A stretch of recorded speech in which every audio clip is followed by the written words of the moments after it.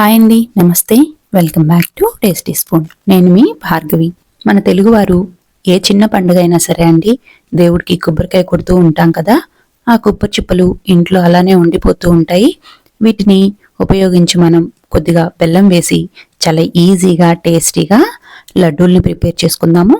మీరు first time చేసినా సరే అండి, చాలా పర్ఫెక్ట్గా ఈ లడ్డూల్ని ప్రిపేర్ చేసుకోవచ్చు. ఇంకా లేట్ ఎందుకు, ఎలా చేసుకోవాలో చూద్దాం. ముందుగా నేను 2 కప్పుల పచ్చి కొబ్బరి ముక్కలు తీసుకున్నానండి. ఈ కప్పుతో కొబ్బరి ముక్కలు తీసుకున్నాను. మీరు ఏ కప్పుతో అయినా సరే మెజర్ చేసుకోవచ్చు. ఒక కొబ్బరికాయ అండి ఇది. వీటిని మిక్సీ జార్లోకి వేసుకొని కొంచెం బరకగా గ్రైండ్ చేసుకోవాలి. కొద్దిగా వేసుకుంటూ గ్రైండ్ చేసుకున్నారంటే మనం తురుముకుంటే ఎలా వస్తుందో కొబ్బరి అలా వస్తుందండి. మరీ మెత్తగా పేస్ట్ లాగా చేయొద్దు. కొంచెం పొడిగా ఈ విధంగా గ్రైండ్ చేసుకొని పక్కన పెట్టుకోండి. తర్వాత 2 కప్పుల పచ్చి కొబ్బరికి 1/2 కప్పు వేయించిన శనగపప్పు తీసుకోండి. వీటిని మిక్సీ వేసుకొని అందులోకి 2 యాలకులు కూడా వేసి బాగా మెత్తగా పౌడర్ లాగా గ్రైండ్ చేసి పక్కన పెట్టుకోవాలి.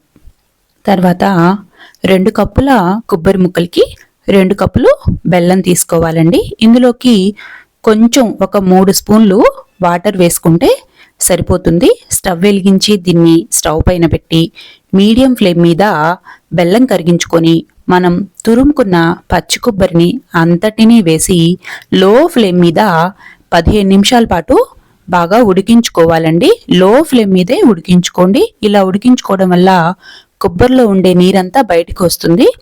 మంటని లో ఫ్లేమ్ మీద మాత్రమే ఉంచి ఉడికించుకోవాలండి. తర్వాత 15 నిమిషాల తర్వాత మీడియం టు లో ఫ్లేమ్కి అడ్జస్ట్ చేసుకుంటూ ఈ విధంగా కొబ్బరి అంతా దగ్గరికి అయ్యేంత వరకు బాగా ఉడికించుకోవాలి. తర్వాత ఇందులోకి 1 టేబుల్ స్పూను నెయ్యి, అలాగే మనం గ్రైండ్ చేసి పెట్టుకున్నాం కదా వేయించిన శనగపప్పు పౌడరు, అది వేసుకొని బాగా కలుపుకొని మరొక 5 నిమిషాల పాటు మనం దీన్ని ఉడికించుకోవాలి. ఒక మీడియం సైజు కొబ్బరికాయకి 1/2 కేజీ బెల్లం పడుతుందండి. కరెక్ట్గా తీపి సరిపోతుంది. దీన్ని అంతటినీ బాగా కలుపుకుంటూ 5 నిమిషాల పాటు ఉడికించుకోవాలి, లేదంటే అడుగంటుతుంది. లో ఫ్లేమ్ మీద మాత్రమే ఉడికించుకోండి. ఇది మీకు పర్ఫెక్ట్గా కుక్ అయిందని ఎలా తెలియాలంటే దీన్ని కొంచెం ఒక ప్లేట్లోకి తీసుకొని ఒక 2 నిమిషాల పాటు పక్కన పెట్టి కొంచెం చల్లారిన తర్వాత చేత్తోటి ఉండ చేసి చూడండి. ఉండ అయితే కనుక ఇది పర్ఫెక్ట్గా కుక్ అయినట్లు. చూసారుగా, ఈ విధంగా ఉండైనప్పుడు ఒకసారి కలుపుకొని స్టవ్ ఆపేసుకొని పక్కన పెట్టుకొని గోరువెచ్చగా అయ్యేంత వరకు చల్లారనివ్వండి. కొంచెం వేడిగా ఉన్నప్పుడే దీంట్లో మరొక టేబుల్ స్పూన్ నెయ్యి వేసుకొని మీకు ఏ సైజులో అయితే ఉండలు కావాలో ఆ సైజులో కొబ్బరితో లడ్డూల్ని చుట్టుకోవాలి.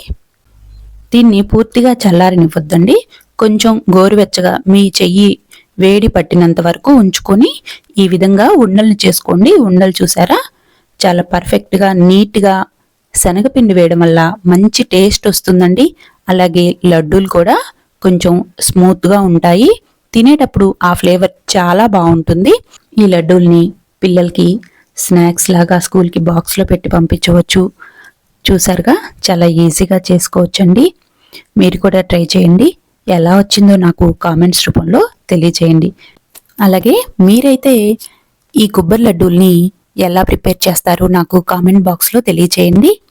అలాగే నా వీడియోకి లైక్ చేసి షేర్ చేసి నా ఛానల్ని మొదటిసారిగా చూస్తున్న వాళ్ళైతే సబ్స్క్రైబ్ చేసుకోండి. Thank you for watching video.